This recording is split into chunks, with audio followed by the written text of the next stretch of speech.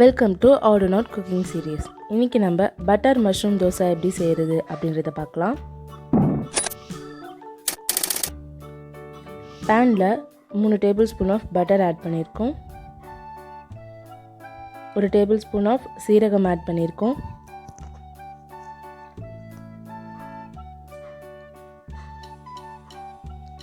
இப்போ நம்ம நறுக்கி வச்சுருக்க இஞ்சி பூண்டை ஆட் பண்ணியிருக்கோம்.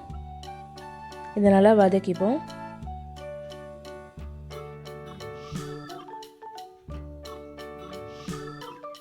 இப்போ கருவேப்பிலை கொஞ்சம் ஆட் பண்ணியிருக்கோம். இதை நல்லா வதக்கிடுவோம். இப்போ நம்ம 2 வெங்காயம் நறுக்கி வச்சுருக்கிறத இதில் ஆட் பண்ணிக்கிறோம். இது நல்லா வதக்கிடுறோம். இது கூட தேவையான அளவு சால்ட் ஆட் பண்ணிக்கிறோம். இது நல்லா ப்ரௌன் கலரில் மாறட்டும்.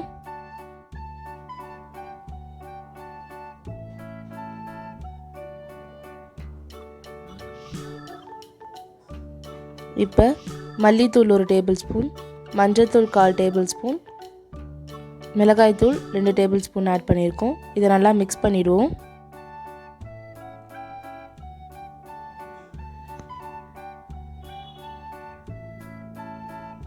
இப்போ soya sauce 1/4 tablespoon, chilli sauce 1/4 tablespoon add பண்ணியிருக்கோம். இதை நல்லா மிக்ஸ் பண்ணிடுவோம்.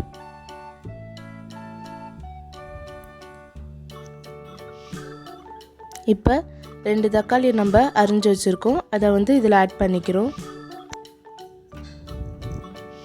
இதை நல்லா வதக்கிடுவோம். இப்போ நம்ம பாயில் பண்ணி வச்சுருக்க மஷ்ரூமை இதில் ஆட் பண்ணிக்கலாம். இதை நல்லா மிக்ஸ் பண்ணிடுவோம். இப்போ 1 டேபிள் ஸ்பூன் ஆஃப் பட்டர் மேலே வச்சுட்டு ஒரு 10 நிமிஷம் நம்ம வேக வச்சுருவோம்.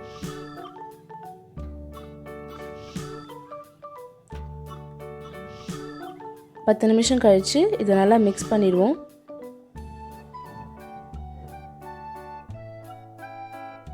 இப்போ ஒரு 1/2 கிளாஸ் ஆஃப் வாட்டர் ஆட் பண்ணிடுவோம். ஒரு 5 நிமிஷம் இதை நல்லா வேகட்டும். இப்போ நம்ம கொத்தமல்லி தூவிடுவோம். ஒரு 2 நிமிஷம் மூடி வச்சுருவோம். இப்போ ஒரு அரை கரண்டி எண்ணெய் இதில் விட்டுருவோம்.